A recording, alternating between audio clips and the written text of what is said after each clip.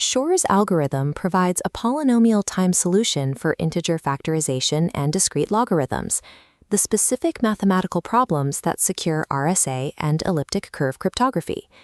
This vulnerability has forced a shift toward post-quantum cryptography, with researchers standardizing on systems built around the geometry of high-dimensional lattices. This new architecture relies on the closest vector problem, a geometric puzzle conjectured to be resistant to both classical and quantum computational attacks.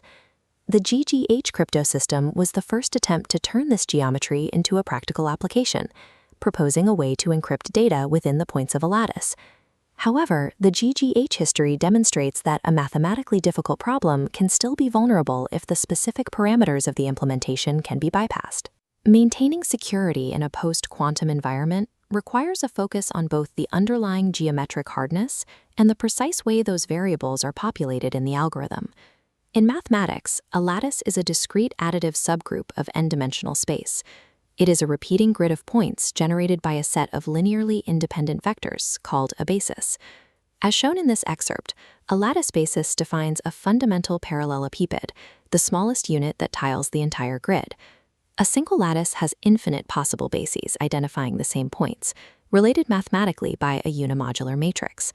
This allows us to define the same grid in two ways.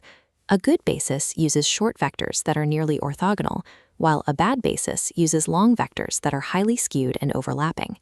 This asymmetry, where the same discrete space yields two descriptions with vastly different computational utility, is what allows lattice geometry to function as a cryptographic tool.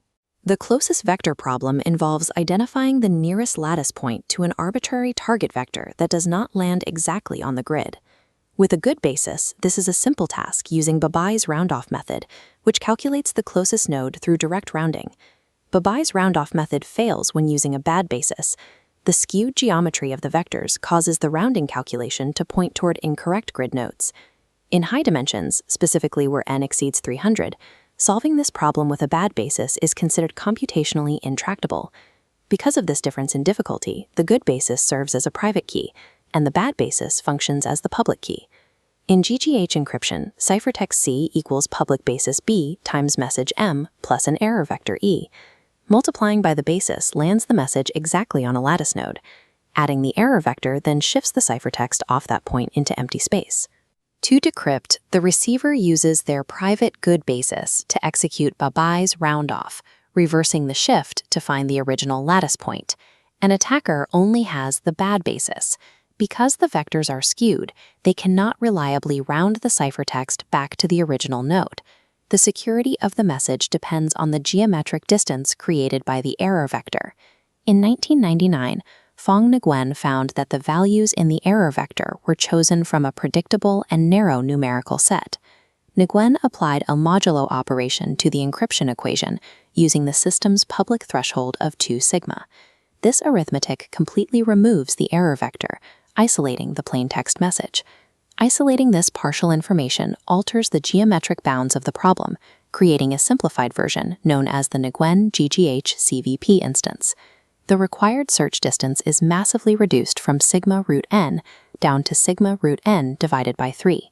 Nguyen bypassed the intractable geometry of the CVP by using algebraic reduction to shrink the problem's physical search space.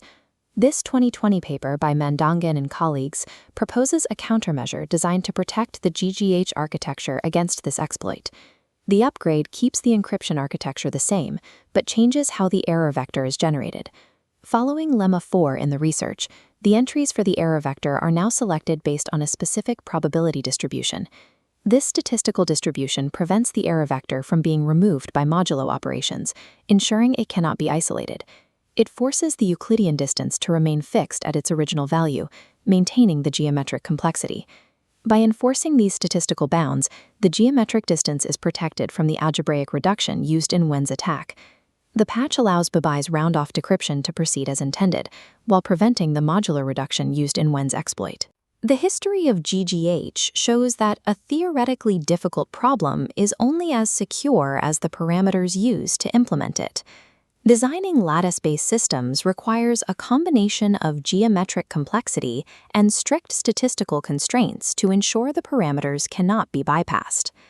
The evolution of the GGH cryptosystem shows that rigorous implementation can harden theoretical architectures to withstand analysis in the quantum era.